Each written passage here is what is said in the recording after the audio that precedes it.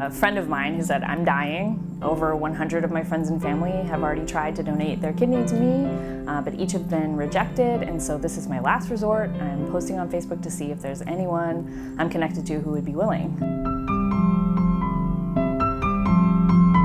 She just felt really called to do this.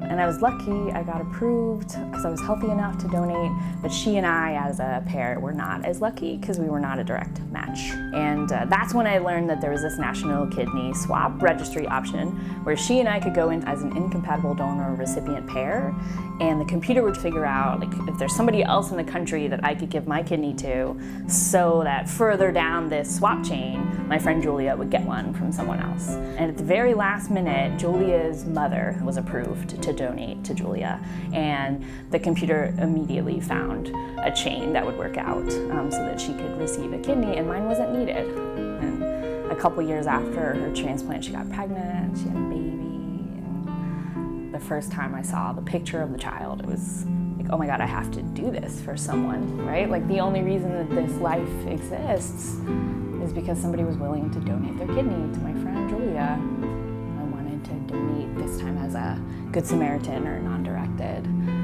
donor, and start a chain of my own. And then the computer had a chain of 16 surgeries, right, 8 recipients. People from my chain are here, so I'm gonna try to hold it together. About a year after my donation, I was invited to give a talk at the hospital. My mom flew in, she's gonna be with me the night before the surgery. And I remember we sat on my bed, and she held my hands, and she said this beautiful prayer. And I still had a little bit of anxiety, and she said, you need to come up with something, some kind of mental place to go to, where you can feel like you can see these people, right?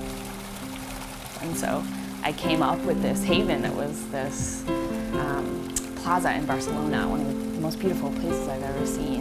And there was this orange flowered tree and this fountain in the middle with this turquoise water, and I decided that that would be the place I would go when I was nervous. I'd close my eyes, turn the corner, and then I would see these 8 recipients, right? I gave them faces and bodies, and they would be sitting there around the fountain waiting for me to do this hard thing, for them.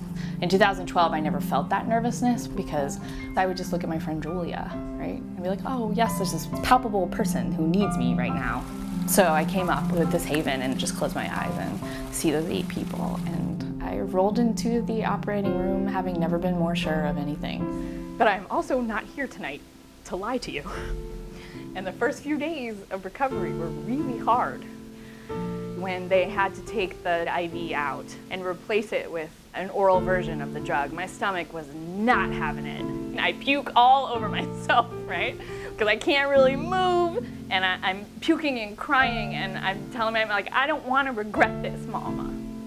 And she took this washcloth and she was wiping my face. She goes, Christine, you will not regret this. She was so encouraging. And then when they finally took my catheter out and I could take a shower, and I was so excited about it, I couldn't do it by myself. And it was my mom who walked me to the shower, and she closed the shower curtain, and she got in there with me.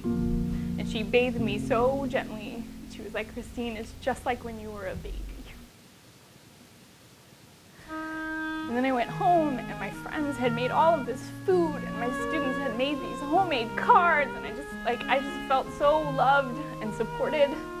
And I just kept thinking about these 8 people, right? This 16-person chain that I just felt so honored to be a part of. And then they called me. Joe from the National Kidney Registry called me, and he said, Christine, the chain that you started kept going. It is 56 surgeries long. You have pulled 28 people off of the wait list. And the first thing I thought of was that's more people than could ever fit around that fountain. I'm gonna need a different fountain. And he said that, it'd be such an honor if you came to speak at our gala in New York. And I remember telling him, absolutely, as long as I can bring my mom.